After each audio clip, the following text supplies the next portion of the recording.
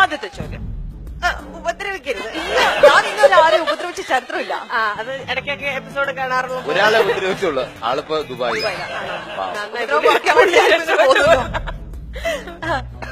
രസത്തിന് ഒരു രസവും ഇല്ലാതാവുന്നത് എപ്പോൾ? രസം ഉണ്ടല്ലോ, രസം കഴിക്കുന്ന രസം.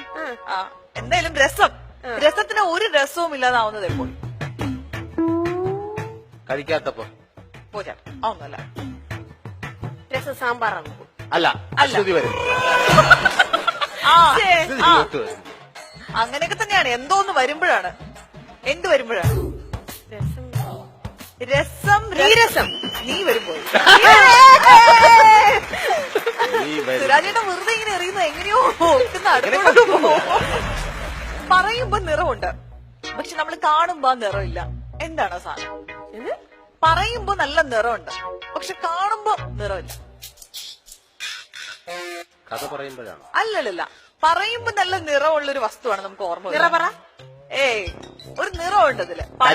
തനി നിറം. അല്ലല്ല, പറയുമ്പോ ഏതെങ്കിലും ഒരു കളറാണ്. പറയുമ്പോ ആ കളർ ഉണ്ട്.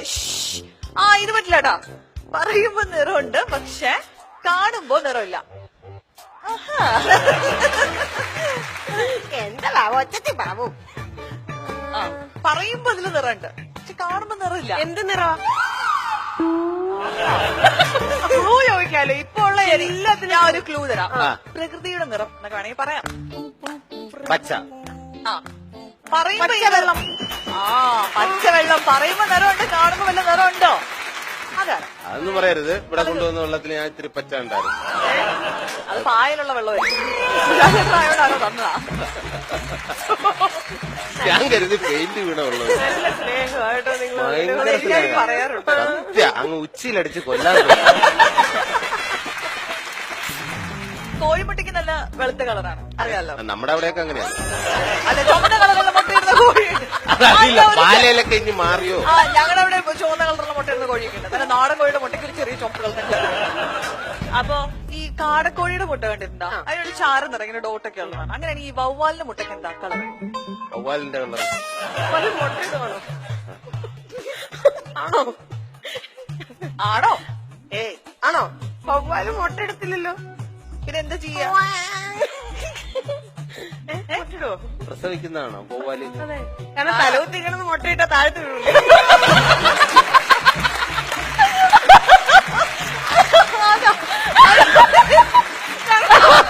ഒരിക്കലും മുട്ട ശരിയാവില്ല.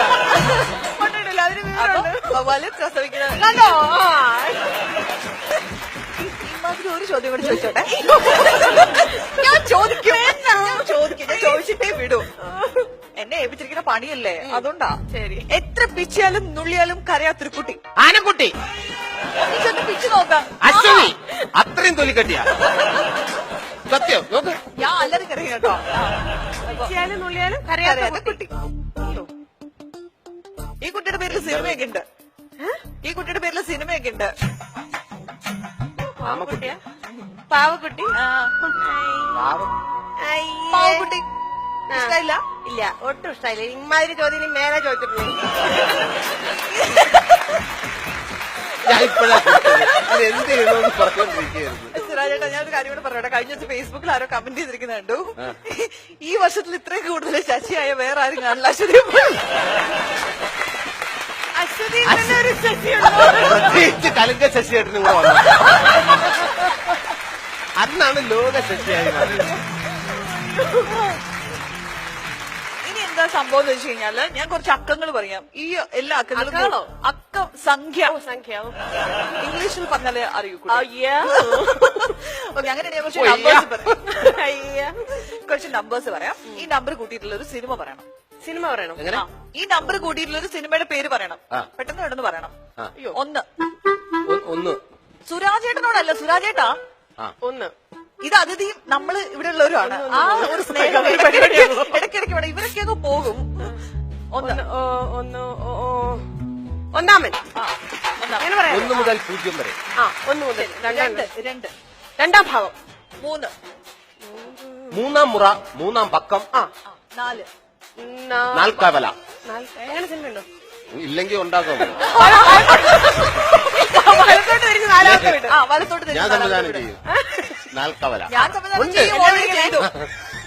ഞാൻ സംവിധാനം ചെയ്യും ബാലേന്ദ്ര മേനോൻ ഓൾറെഡി ചെയ്തു കേട്ടോ. നാൽക്കവല വേണ്ട വേണ്ട വേണ്ട ഇനി അതിന് പുറത്ത് കാണും. 5 5 സുന്ദരിയും ഞാൻ 5 സുന്ദരികൾ അല്ലെ 5 സുന്ദരികൾ. പഞ്ചപാണ്ഡവരുണ്ട് 6 ആറാം നമ്പുരാൻ 7 സുന്ദര രാത്രികൾ. 7 സുന്ദരി 7 സുന്ദര 7 സുന്ദര രാത്രികൾ. ഇപ്പൊ ഞാൻ 7 കൂട്ടം ആ മതിയല്ലേ? 8ന്റെ പണി കിട്ടും. 8 കൊണ്ട് സിനിമയില്ല.